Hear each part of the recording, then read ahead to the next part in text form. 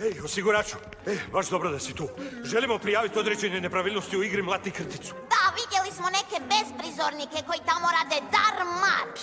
Neće moći. Ne dok ja dežuram. Hvala za dojam.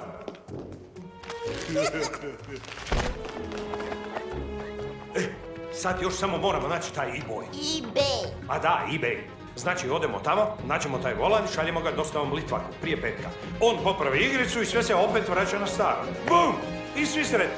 Iznenađujuće mudra i promišljena zamisao za tebe, Ralfe, bez uvrede. Znam, i ne vrijeđam se. Evo nam ga.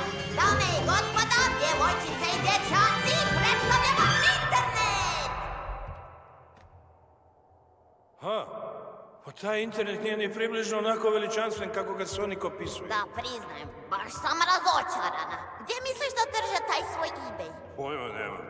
Pozdrav! Ima li koga? Gdje ste?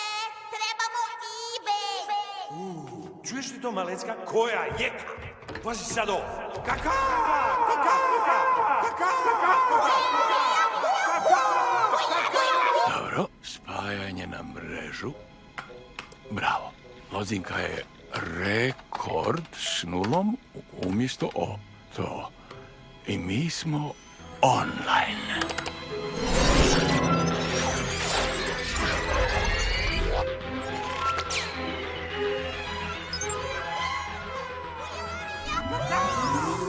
Ralfe, vidi! Fora! Kudisku!